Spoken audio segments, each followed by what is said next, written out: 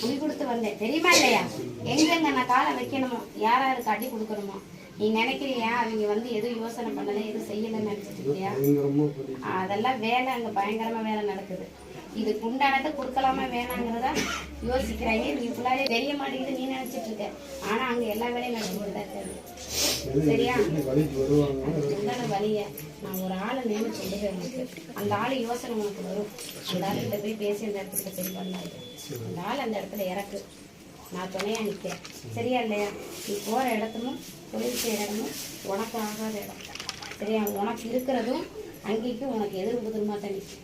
அந்த உடம்புல இருக்க உருவம் அப்படி, இந்த பொண்ணு உடம்புல இருக்கிற உருவம் உனக்கு அதை கண்டாலே வெளியே தான் நிற்கும். அதை வெளியே நின்றுச்சுன்னா அங்கே ஒவ்வொன்று இருக்கும். அது உள்ளுக்கு வந்துருச்சு,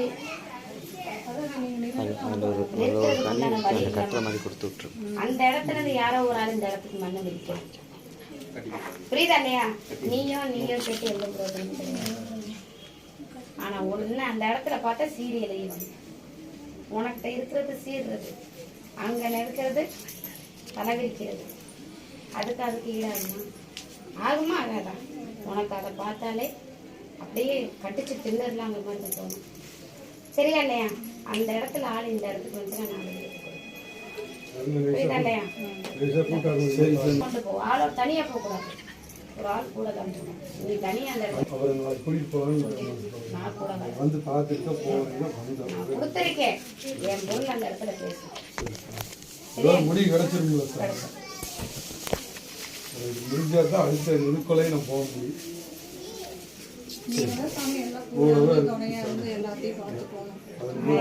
அதுல வர்றது ஃபர்ஸ்ட் காணிக்க வந்து சாமிக்கு செய்யணும். நான் வருவேன், நீ எனக்கு செய்யறியோ செய்யலையோ அது அப்புறம். என்னைய நம்பி இந்த இடத்துக்கு வந்துச்சுன்னா நான் என்ன பண்ணுமோ அதை நான் பண்ணுவேன். உனக்கு தெரியும் நான் பண்ணிட்டு தான் இருக்கேங்கிறது தெரியும்.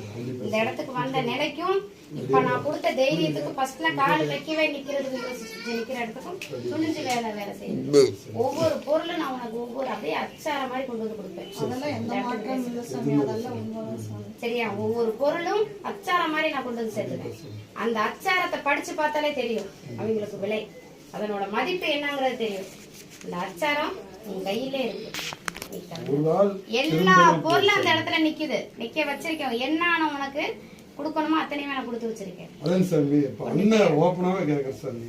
அண்ணன் வந்து எங்க பேசோன்ட்டு வரலான்னு இருக்கிறானுங்களா இல்லையா? இருக்கப்பா, நீ போய் பேசு. அது என்னங்கிறது தீர்மானம் தெரியாம நிக்குது. என்ன எதிர்பார்க்கறாங்கிறது தீர்மானம் வர்ற மாதிரி இருக்கிறான், பேசலான்ட்டு இருக்கிறான், அப்படியே போயிடலாம். தீர்மானத்துக்கு நீ ஆள் வச்சு போ, நான் கூட வரேன். சரி சரியா இல்லையா? கூட இருந்தா போதும். எடுத்துக்கப்பா. சரி.